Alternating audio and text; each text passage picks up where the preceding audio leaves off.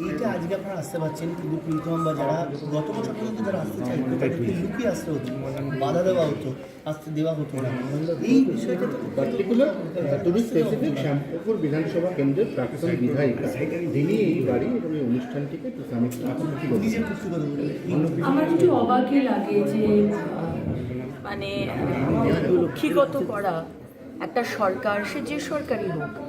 কিন্তু বীরেন্দ্রকৃষ্ণ ভদ্র তো শুধু টিএমসির নয়, বীরেন্দ্রকৃষ্ণ ভদ্র তো শুধু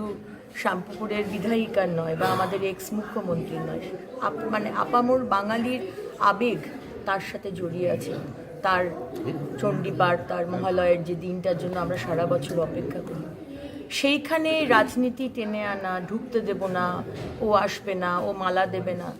এগুলো আমরা শুধু প্রীতম যে ফেস করেছে শুধু বীরেন্দ্রকৃষ্ণ ভদ্রের বাড়ি বা তার জন্মবার্ষিকী নিয়ে তা নয়। আপনি যে কোনো বিষয় দেখবেন, সেটা আজকে কিশোর কুমার বলুন বা শ্যামাপ্রসাদকে তো ভুলিয়েই দেবার চেষ্টা করা হয়েছিল, পাঠ্য বইতে ভুলভাল পড়ানো, তার নাম অবধি না লেখা, এটা খুবই আনফর্চুনেট। আমার মনে হয় আমাদের মানে সবারই আর কি, যারাই আমরা রাজনীতিতে আসি, আমাদের একটু বিগার যে রেসপন্সিবিলিটি সেটা আমার মনে হয় রিয়েলাইজ করা দরকার, যে ছোট পেটি পলিটিক্সের মধ্যে না থেকে আগামী প্রজন্মে আমরা নিয়ে যেতে পারি, ডেভেলপ করতে পারি, সব কিছু শেখাতে পারি। এখানে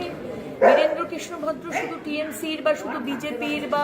ডক্টর শ্যামাপ্রসাদ মুখার্জি তো শুধু বিজেপির নয়, উনি তো সারা পশ্চিমবঙ্গের মানুষের, আর তার জন্য আমরা পশ্চিমবঙ্গ পেয়েছি। সুতরাং এই চিন্তাধারা থেকে আমার মনে হয়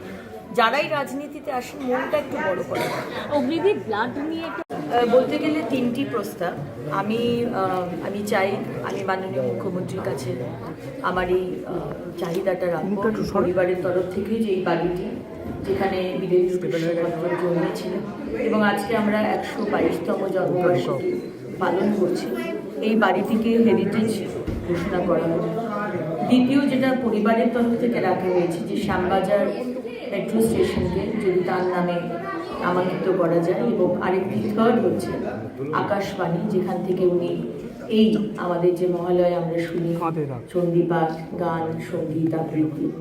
সেইখানে যেন ওনার একটি মূর্তি আকাশবাণী প্রিমাইসিসের মধ্যে বা আকাশবাণী প্রিমাইসিসের বাইরে যে ক্রসিংটা আছে